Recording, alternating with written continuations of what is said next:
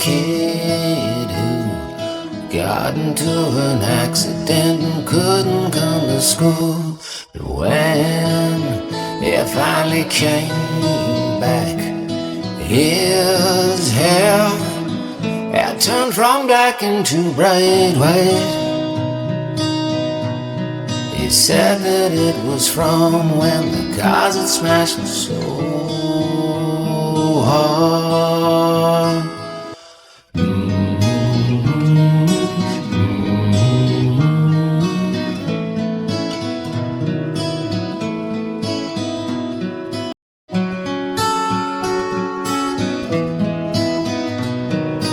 Once there was this girl who wouldn't go and change with all the girls in the change room, and when they finally made her, they saw birthmarks all over her body.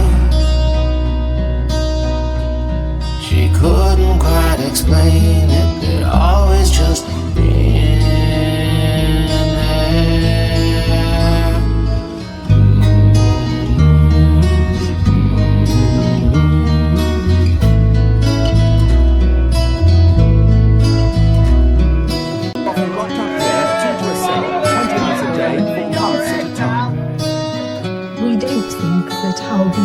Is a suitable place to have 15 and 16-year-olds.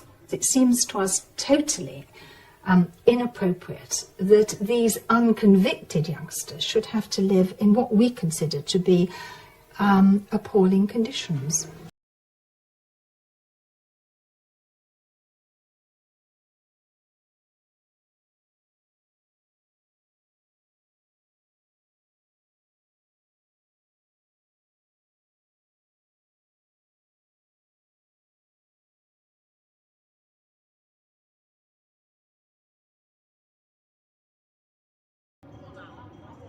This is B Wing in Hull, one of 13 adult prisons in England and Wales where teenagers are locked up on remand awaiting trial. On an average day, there are 170 teenagers here. Some are only 15 years old. Most boys are untried, innocent until proven guilty, so we can't identify them or discuss their cases. Some are charged with serious crimes, others with car theft. On average, 1 in 3 will either be given a non-custodial sentence or be found not guilty. None of the cells has a toilet, so the day starts with slopping out, emptying individual plastic pots. Conditions here for boys on remand are worse than for adults. Recently, the Home Office spent more than £1 million in Hull on an experiment to improve conditions for the most violent of the convicted adults, but not for the untried teenagers. B Wing has suffered from continuous vandalism. Many cell windows have no glass. Burning blankets have been flipped onto the roof and caused fires. Boys are often locked up here, 2 to a cell, 20 hours a day, for months at a time. We don't think that Hull B Wing is a suitable place to have 15 and 16-year-olds. It seems to us totally inappropriate that these unconvicted youngsters should have to live in what we consider to be appalling conditions. The governor has to accept any prisoner sent here. He can't turn teenagers away, no matter what he thinks of B Wing. The conditions in B Wing are not good, and they're not far from being intolerable. The main problem we come across, of course, is not so much overcrowding as the vandalism that flows from prisoners in overcrowded conditions being bored, busy breaking things up.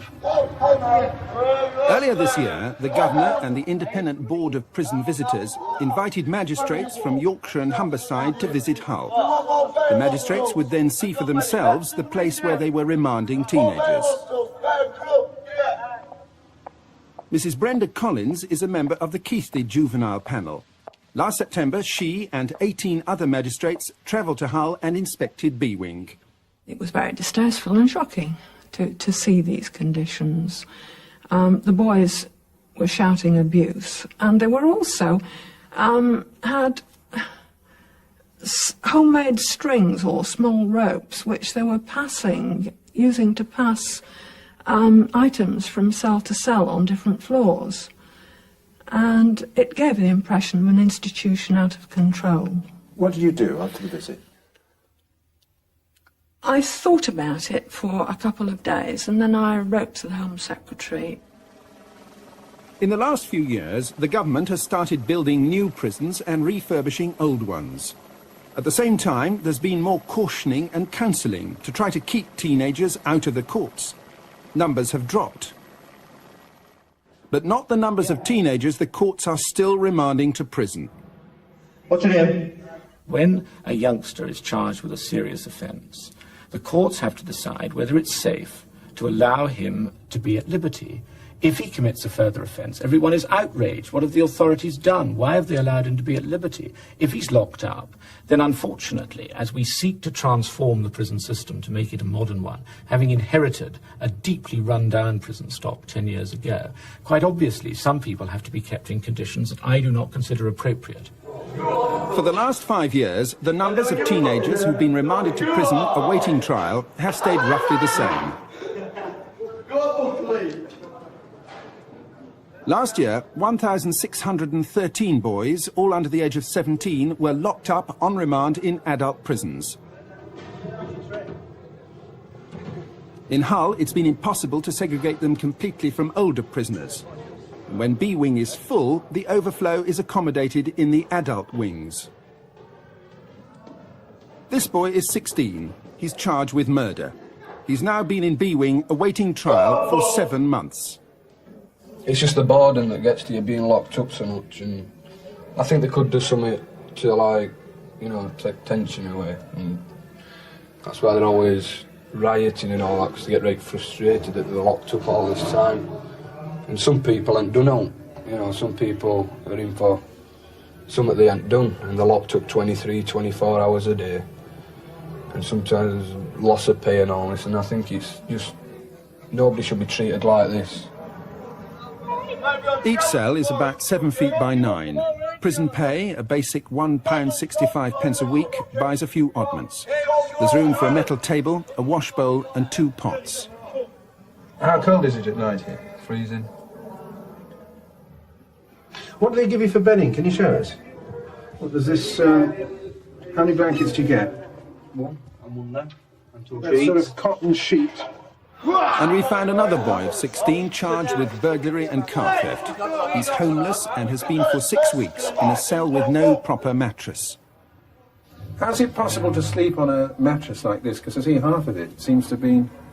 Let me have a look at this mattress here. Half of it seems to have been torn off. How's that happened? Just some people just pull it apart through madness or throw it out the window. Stuff like that, you know. So how can anyone possibly manage to sleep on what's left? I don't know, they just have to manage with what they've got. They've got no choice, they don't give you no one. This is shit they give you, it's all tattered and that. Was it like that when you got it? Yeah. What were these yeah, slips down the side? Yeah, some was just slit, you know. And trousers and everything.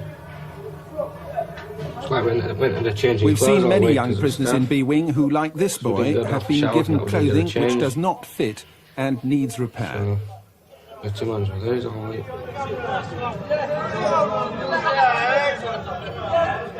This is the environment in which 15 and 16-year-old boys are locked up with more experienced older youths. According to the prison inspectorate, it's for 20 hours a day. What about all this mess on the ground? What's all this mess on the ground? Oh, that's what everything's thrown out, cups, jumpers, bottles, food. Why do people throw things out? Because they ain't a bin, is they? They ain't a bin in your cell. The contents of pots are added to the piles of rubbish on the forecourt. Every few days, a prisoner's working party is allowed to tackle the results.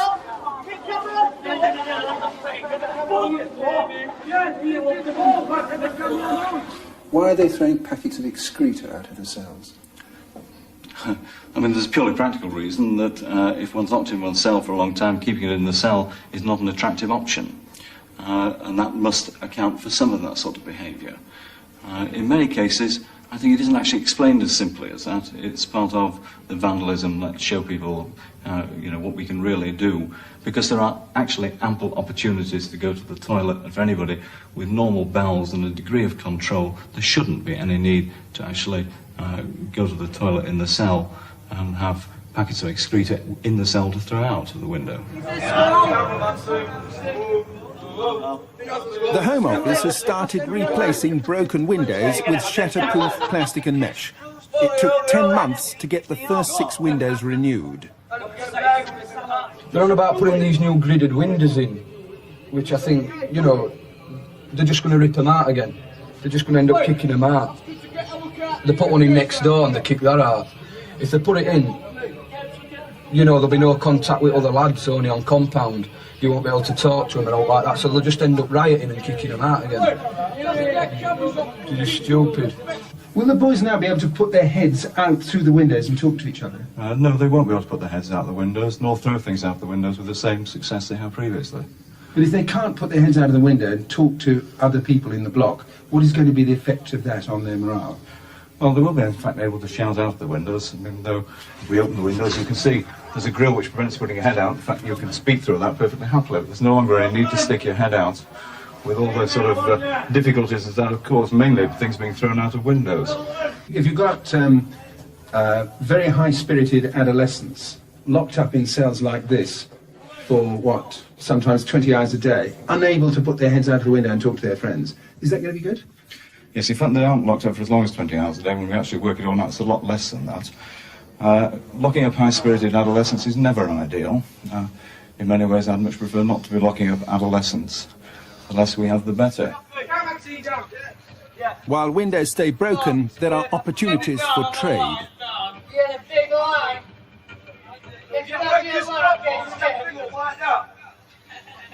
What are these strings for here? I see they're... Now that if one of the prison officers came in, I'd get a nick for that. I'd lose a lot of days for that. I'd lose about 14 days. Well, you're not supposed to have these lines out of the window? No. What are the lines for? That's for when you're locked up and you can't go round to other people's pads. You just swing a line to next door.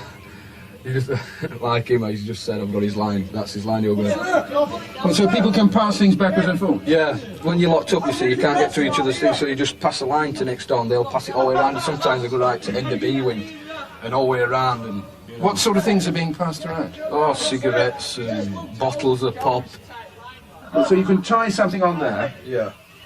And then what do you do? You see, I'd swing it, and he's got it all there. Stan's got it all there, and I'd swing it to Stan. The prison authorities, it seems, have not been able to control this trafficking or the barons who profit from it.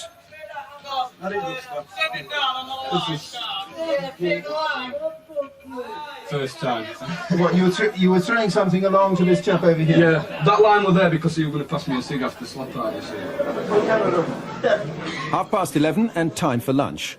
Prison officers can then lock everyone up again and have their lunch hour from 12:15. And you say it's the same food every day? You mean the same kind of food? No, the same thing every day. You don't mean exactly the same, surely? Nearly all the time. You get potatoes and cabbage. That's solid food you get in and what's it like? Looks all right. Want to taste it? Can I taste some? It's right here. You've got, what, potatoes and a sort of stew. Can I use this? Yeah. Right, let's see what it's like. It's not bad. It's a bit cold, isn't it? Lumpy and all. And lumpy, yes, that's true. Potatoes are lumpy. But what's it like every day? Is this special just because we're here, or what? No, you get that every day. Potatoes every day and cabbage. Not special today. These are the metal trays that the inmates use to take the food back up to their cells. The problem that we have with these, as you see, rather bad design, it's got a very sharp edge. That is, yes, about 2-3 months ago we had an officer who was very seriously injured when an inmate threw this tray at his head and almost completely severed half of his ear. The officer was off duty for almost 2 months. Prisoners in B-Wing are allowed regular exercise. It's supposed to be for an hour. But when it rains, their yard is waterlogged and unusable. The prison is not able to provide a change of dry clothing. The authorities are short of staff, but do what they can. Each landing on B Wing gets its turn at what's called association. In theory, 2 hours a day out of the cell. There's a man in your room, but you do not remember his name. There's a rota for showers and various indoor pursuits. The prison hires videos in bulk from a nearby shop. And when it's not in use, the machine is locked in a box over the altar in a room which sometimes serves as a chapel. Today, a conventional film is on show. A few days earlier, we'd seen juveniles watching another offering. It featured a scantily dressed woman in a locked room pursued by a boa constrictor. To the Dean decks. I've been here longer. I was next in line. Well, I didn't put Hal's Tom on the spring list for In between, the prison tries to offer education. Is it? These are some of the youngest boys in B Wing. They've not benefited from the recent schemes to keep juveniles out of the courts. Now, when they ought to be at school outside, they've ended up in an adult prison. Which means that the families suffer by having to travel from here all the way up. It's the youngest boys, under 17, who most concern the board of visitors and the staff. Would you say? It's a good 100 miles. Like all adults on remand, boys are only allowed 15 minutes visiting time a day. Remember that for some of these younger ones, they're away from home perhaps for the first time. Some of them have parents who live at quite some distance. Visits, though on remand, they can be daily. They are short visits. It's a long way to come for a short visit to your son from Sheffield, especially when you can't see him on your own. You've got to sit at either side of a long bench with a low partition in the middle of it. It's not very conducive to family relationships. And so I think that some of these boys do feel very much abandoned there. The boy in this cell says he hasn't had a visit in 6 weeks. His grandmother lives 50 miles away in Leeds. Still far from my gran and that to come. It's too expensive for them as well, so they don't come. It's no point in coming next, and they get 15 minutes. And for my gran to travel all that way just for 15 minutes, it's pointless. There is a large amount of misery in the place. People who are locked up awaiting trial, often deserted by their families, often feeling deserted by their families, with other prisoners who are mistreating them, because that seems to be the major factor. They're in great distress, and people in great distress will resort to things like self-mutilation or real suicide attempts. And it's our job to try and make sure they aren't successful. So far, we've been fairly good at that, but I should never sit back and say we've got a perfect system. We have not. Ready to go? Yep. Right, lads. All staff, the governor says, have been instructed to be alert for signs of depression, particularly at the morning sick parade. Since the recent suicides at Leeds and elsewhere, prisons have been asked to monitor all suspected suicide attempts and incidents of self-mutilation. I was on some tablets last week. So far this year, there have been 77 of these attempts in Hull, almost all in B Wing. Last year, prisoners tried to get a hospital transfer by swallowing batteries from their radios. A few kids did it first. I didn't do it until about 20 minutes after they'd done it, and bang on the door and it was getting took away. So I thought, oh, you know, what's happening? They're getting took away. They're probably going to outside hospital. So instead of swallowing the full battery, because if you swallow a full battery, you're bound to get, you know, stitches and that. So I was like swallowing the black stuff out of the battery. We do keep a close watch and monitor incidents, and those incidents include wrist slashing, and as we had last year, battery swallowing, the occasional attempted hanging. These have all happened in B Wing? These have all happened in B Wing, yes. You see them every day? The boy in this cell tells us that when he was on the second floor, the twos, he once discovered his cellmate trying to slash his wrists. There's loads of kids that slash up. Slash up, you mean? Yeah, cut the wrists because they can't do it. How do they do that? Just get a razor. And they give you razors? Yeah, I wouldn't lie. You actually seen people here do that? Yep. What did you see? You do well to just shout out window that I'm going to slash up and just hold it out like that and just cut the ends up like that. Just do it in front of your eyes and that blood just goes on the floor. And you've seen that happen? Yeah. I had a pad mate on tools, over up top won't. And in the morning he won't. Like, jumping through the loads of blood on the floor, and his face was blue. What had he done? Slashed his wrist. He didn't die though, he recovered from it. What are you doing about the fact that so far this year there have been 77 recorded cases in this prison of suicide attempts or mutilation attempts? What we're doing is trying to reduce the possibility of suicide to the minimum. We have not had any successful suicides at Hull amongst our young offender population since we opened as a young offender establishment. But I should not be complacent about that. There are, as you correctly say, a number of instances of self-mutilation. They're mainly occasions when inmates scratch at their wrists with no real possibility of killing themselves, and they're aware of that.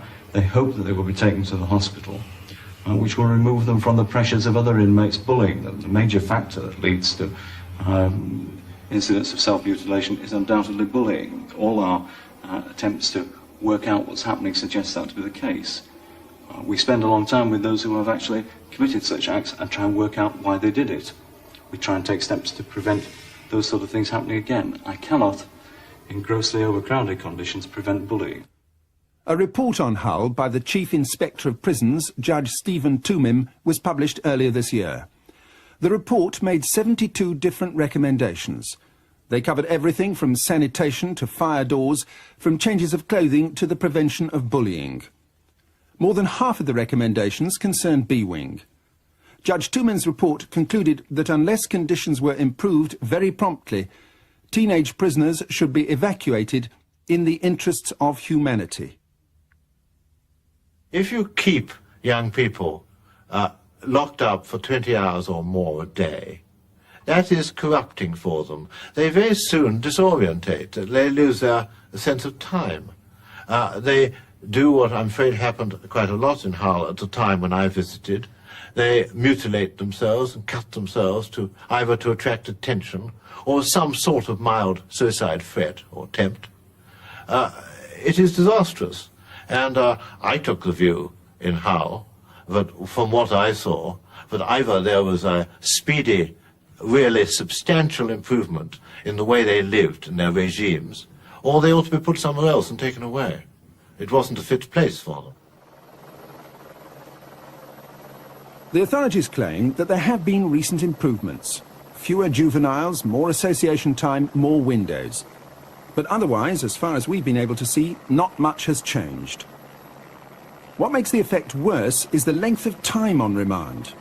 One 16-year-old boy has just spent 11 months here. Jason Batley has given us permission to explain how he came to be in Hull for nearly a year when he was 16.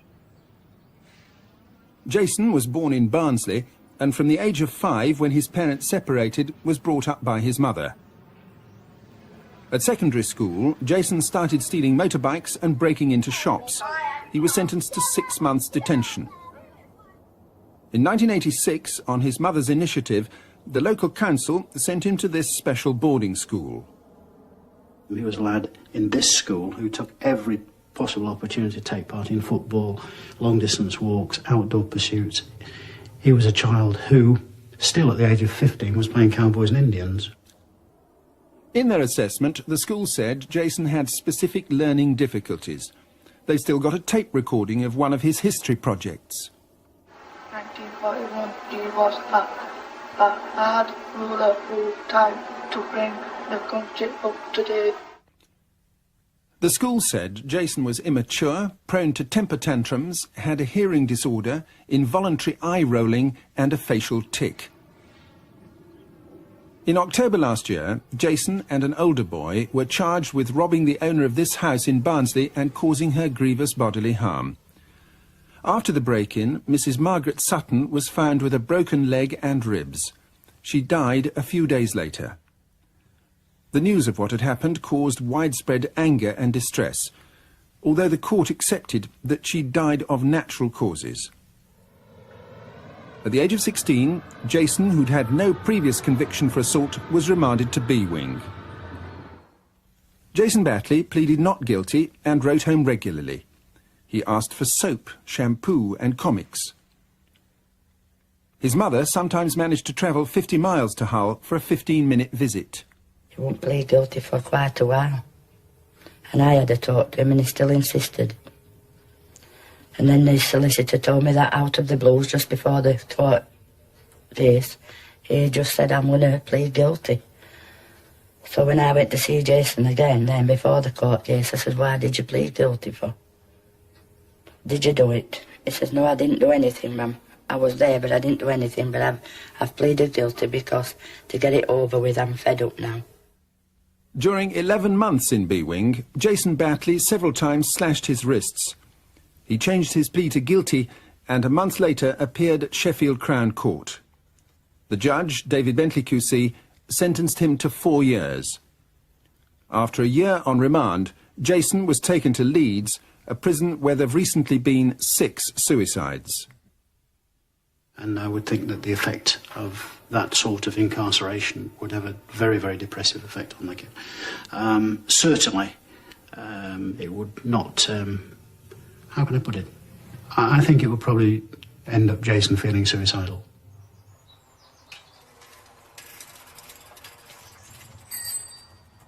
Instead of spending 11 months in B-Wing, Jason could have been sent to another sort of prison where teenagers are held on remand. Morning. This is the Aycliffe Centre for Children in County Durham. Many of these teenagers face charges which are just as serious as those of B-Wing's occupants. Many are on remand and will have to wait just as long before they're dealt with by the courts. In other ways, however, Aycliffe couldn't be more different. Right, I won't lock you in, just... The secure unit of 50 beds is mixed with separate blocks for boys and girls. In the assessment centre, a staff of 5 care for 14. The ratio is 6 times better than the equivalent in B-Wing. The director of Aycliffe is keen to impress visitors with the importance of the right environment. You see the kind of wood detail that we've got on the corner. All of it makes the place look luxurious and really more like a hotel or a university hall of residence than a maximum security place. So how secure are these cells? They are maximum security. They are maximum security. If I could draw your attention to the walls are made of a mixture of cement and fiberglass. You need pneumatic drills before you can get through these. There is just no possibility of getting through them. You notice that the angle of the roof is irregular for 2 reasons. Firstly, because we don't want the children to be able to get at the heating and the lighting, and secondly, because again we are trying to create an enriching as opposed to a predictable institutional type of environment. But this room can be emptied in exactly 20 seconds flat, and we can thoroughly search it in 20 seconds flat. But as you can see, it has decent quality carpeting, which actually matches and tones in with the bed covers, and it is an environment which is totally safe from the public's point of view, totally and absolutely secure, but yet it is a decent environment. What about the window here? Well, this window is keyed in on 16 different points to the tune of 18 inches at any one of those points, and there is just no possibility of breaking it out. You actually need an acetylene torch before you can get through this particular window. There is no possibility of doing anything with that. The child cannot use the bedding in order to barricade herself or himself into the room because the doors open outwards, and the only way that the child can hurt herself or himself is by attempting self-strangulation and hanging, and these are all of them on Velcro. But you couldn't possibly have a place like this in an ordinary civil prison, surely? Why on earth not? It's no more expensive than a prison. It is no less safe than a prison, but it's a much more civilized type of environment. It is absolute nonsense, people going around saying that you need to have a brutalizing and brutal type of environment for prisoners. It is perfectly possible to have a decent and civilized environment, with the marvelous consequence that actually people who are placed in a decent environment behave, broadly speaking, in a decent way. The Duke and Duchess of York are now among Aycliffe's patrons. They've presented one of their wedding cakes to the centre and visited by helicopter. In 1985, the Duke opened Royston House, one of the secure units here. It's the assessment centre where disturbed children or those on remand spend their first few weeks.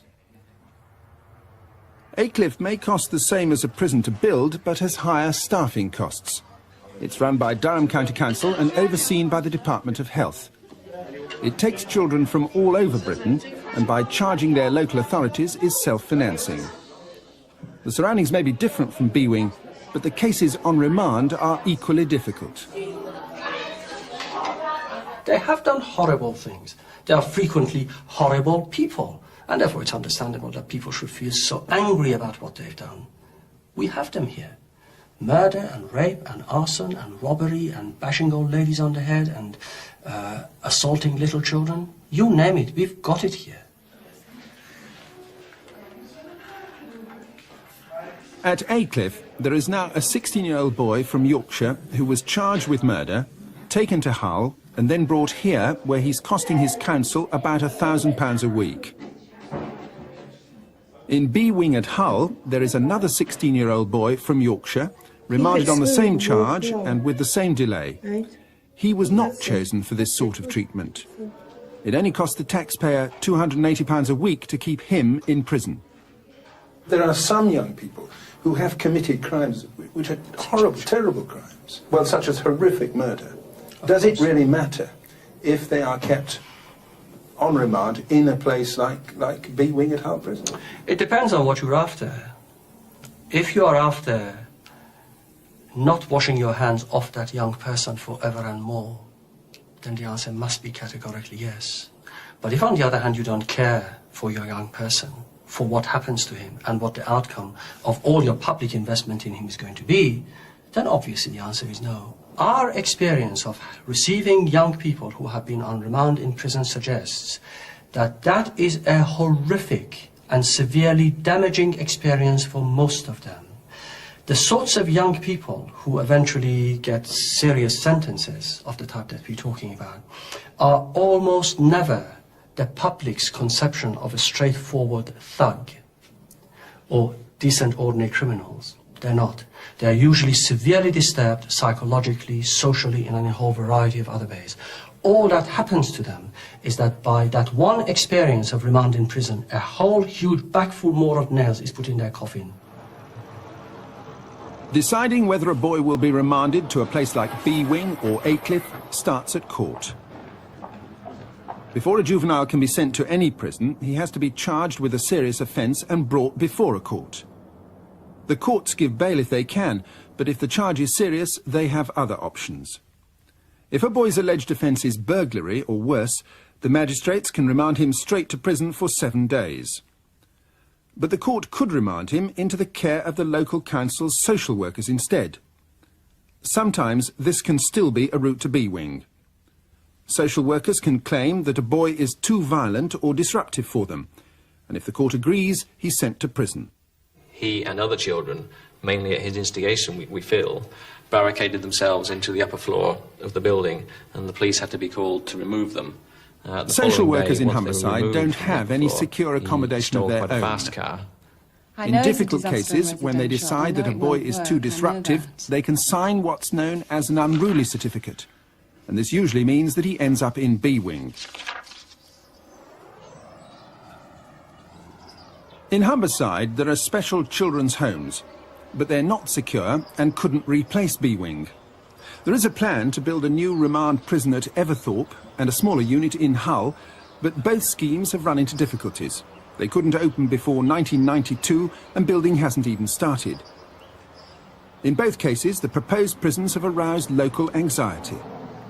A 15-year-old can do just as much harm as a 25-year-old person, and the public have a right to be protected from people, particularly the elderly. As you will notice looking around the area, there's a substantial number of elderly people in the area. We have something about 7 residential homes in a very short area, very small area. And most of these people are terrified of these youngsters. It doesn't worry you if a 15-year-old boy is remanded in custody to prison? Not if they've done what they reckon they're doing. Not if they'd mugged my mother. I would hang him up from a tree. So I think it's terrible the things they do. And I think prison, if they've gone and mugged old people like they do in this town, they deserve putting in prison, and I've no sympathy whatsoever. There's too many do-gooders who pat them on the head and say, you've come from a broken home, you've got no job, and I haven't sympathy with them. So far this year, Humberside courts have remanded more than 60 boys to B Wing. In the same period, Humberside Council have only diverted 6 boys into places like Aycliffe. There are some children who are not going to be amenable to a secure care environment. There are some children who are still going to say, look, I don't want to know anything about care, I'm not interested, I'm, as it were, determined on a career of crime. And there comes a point where, because these resources are scarce, that we sometimes have to make very, very difficult decisions, and it's almost a sheep and goats exercise, and say, right, well, you will go into prison custody, whereas somebody else will go into secure care. But are you saying that in some cases there are 15 and 16-year-old boys for whom there's you have no other choice, there's no other hope but to put them into B-wing? That's a sort of dustbin for them. Under the present legislation and with the current range of resources, yes. In Humberside, if a social worker wants to keep an unruly boy out of Hull prison but contained, there are not many options. Aycliffe in County Durham is a national centre specialising in emotionally disturbed boys and girls, and is usually full. Keppel's View near Rotherham has 4 beds, is usually full too, and can only take juveniles for 28 days. The only other nearby choice is Eastmoor near Leeds. Eastmoor has 27 beds and is mainly reserved for boys sent here by Leeds Social Services. It too is usually full. On the day we came here, 12 of the 27 boys had been previously remanded to B-wing in Hull. They're all boys the courts have decided must be locked up for the protection of the public. Keeping them in secure accommodation costs ratepayers about £1,000 a week. If people need to be protected from those young people, I'm afraid you have to pay for it. Secure accommodation is expensive to build, it's expensive to staff, expensive to run. Eastmoor claims that boys who come here, rather than to B-wing, are less likely to take up crime. This boy has just spent 9 months in Hull. When we last saw him there, he was banging on his cell door all day. We can do what we want most of the times. We can go to the gym, come up here at night time to play on computers, do games. Teenagers in Eastmoor don't take their meals back to their cells and eat alone. They're trusted with metal knives and forks and eat together with an adult at each table. There are other even more significant differences. We've never had an actual suicide attempt. What about self-mutilation, scratching the wrists and arms? Thinking back, I think there are 2 boys who, when they've gone home for home leave, have come back with tattoos, but I can't think of anybody else who's actually cut themselves deliberately as some form of attention seeking. Has there been any battery swallowing here? We have one of our current residents who did allegedly consume batteries whilst in Hull, but nobody's ever done it here. But the ultimate test for this sort of accommodation is whether it's more effective than prison in weaning a teenager away from crime. Can you imagine what drawback it is for a 15-year-old to have been placed in Hull on remand? Not only do we know from the Chief Inspector's report that that young person's likely to be involved in self-abuse, self-mutilation and even suicide, but when he comes out, how is he ever going to go back to education? Can you imagine any school in the country wanting to take somebody who'd done time in an adult prison? So you've ruined his educational chances. Because you've ruined his educational chances, you've ruined his chances for employment, you've actually created a long-term adult criminal problem by the very process that you set out with when the child was 15. 2/3 of all teenagers sent to prison re-offend within 2 years. In 1975, an all-party Commons committee said the practice of remanding juveniles in adult prisons should cease forthwith. In 1977, 14-year-old girls were taken out of the prison system. In 1979, 15 and 16-year-old girls were removed. In 1981, 14-year-old boys were excluded. In Britain last year, there were still more than 1,600 boys under 17 years old who were locked up on remand in adult prisons. I, for one, would love it if the courts had more confidence in the local authority system and were prepared to remand people into the care of local authorities rather than into prison. But I cannot usurp their functions. What does it say about Britain that 15 and 16-year-old boys are still locked up on remand in conditions like that? You persist in asking a question that fails to take account of the fact that we have to start from the point at which a crime is committed, and we know that the peak age for offending in our society today is 15, and a number of 15 and 16-year-olds commit very serious offences. And I'm afraid that you would be equally aggrieved, and indeed you would have more justification in being aggrieved if we had a system which didn't permit the courts in certain circumstances to confine youngsters who, if they are allowed at liberty, would then go out and commit further serious offences. And I suspect that, that it's a very difficult judgment to make in each individual case. But we have made proposals for change. But unfortunately, a number of those groups we consulted who have an important voice on this, the police, the magistrates, felt that we were going too far the other way, that we were restricting their rights too much. And of course, the first time that some youth who the courts would have wished to send into custody on remand, who was let at liberty, then commits another serious offence. It's no good a minister saying, I was badgered by Panorama into agreeing that it was awful, the present arrangements, and therefore change them, because I'd be badgered by Panorama again as to why I'd failed to protect the public. This 16-year-old has at last been given a date for his trial, the 5th of March. By then, he will have spent 11 months in Hull prison. Last night in B-Wing, there were 170 prisoners, 23 of them under 17 years old.